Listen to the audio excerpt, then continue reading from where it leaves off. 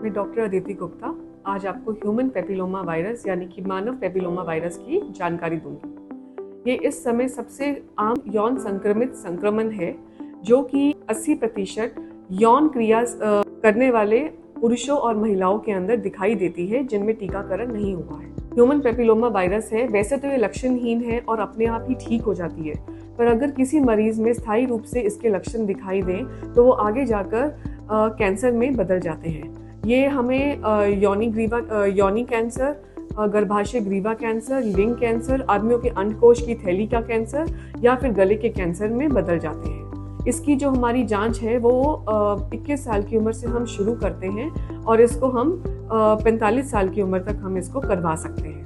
इसकी जो जांच होती है दो तरह से होती है, HPV परीक्षण एंड पैप परीक्षण। पैप स्मेयर की परीक्षण हम हर 3 साल में करवाते हैं और HPV की परीक्षण हम हर 5 साल में करवाते हैं।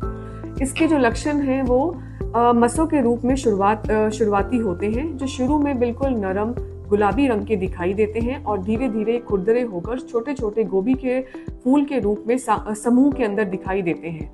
ये हमें सबसे कॉमन योनि के ऊपर, गर्भाशय की ग्रीवा के ऊपर, लिंग के ऊपर दिखाई देते हैं। इसके अलावा ये छाती पर, बाहों पर, हाथों पर, टांगों पर, चेस्ट और हमारी कमर के ऊपर और हमारे गुदा के ऊपर भी दिखते हैं। और इनमें जो इनके लक्षण हैं, इसमें हमें दर्द होगा, हमें खुजली होगी, छूने पर दर्द होगा, अगर हम खुजली करेंगे तो खून भी निकलेगा और एक खुले घाव में बदल सकते हैं। और डॉक्टर इसका परीक्षण मसों की बनावट के आधार पर करते हैं और अगर उनको मसों के अंदर कुछ असामान्यताएं दिखती हैं तो उसके लिए वो बायोप्सी के लिए बताते हैं। बायोप्सी के लिए हम कोल्पोस्कोपी की तरफ भी जा सकते हैं, हम इसके लिए एनोस्कोपी की तरफ भी जा सकते हैं, जिससे कि हम अगर उनमें भी कोई असामान्यताएं आती हैं तो इसके लिए आगे हम सर्जरी के लिए हम मरीज को बताते हैं। अगर हमें शुरू में ही मसों का पता चल जाए तो हम इसका इलाज फ्रीज कर या फिर हम इसको दवाइयों से पिघलाकर भी निकाल सकते हैं। आजकल लेजर रिमूवल की भी टेक्निक आ गई है।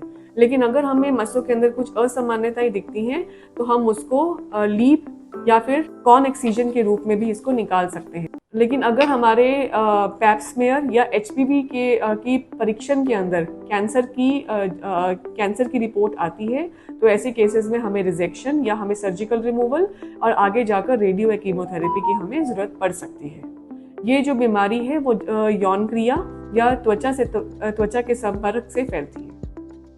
इस समय इसका टीकाकरण अवेलेबल है जो कि हम 9 साल की उम्र से शुरू करते हैं और इसके 2 तरह के इसके हम खुराक दे सकते हैं। 2 खुराक वाला जो टीकाकरण है 15 साल की उम्र से पहले हम देते हैं और 3 खुराक वाला जो शेड्यूल है वो हम 15 साल की उम्र की लोगों में हम देते हैं।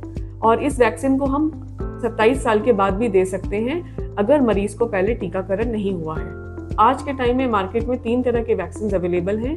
एक तो बाइवेलेंट जिसे हम सर्वरिक्स बोलते हैं, क्वाड्रिवेलेंट जिसे हम गार्डासिल बोलते हैं एंड 9वेलेंट। फाइनली मैं पेशेंट को यही बताना चाहूँगी कि please avoid multiple sex partners. आप सेफ सेक्स प्रैक्टिस करिए, कॉन्डोम यूज़ करिए और पैप परीक्षण को 21 साल की उम्र से करवाकर अपनी सेहत की तरफ ध्यान दीजिए।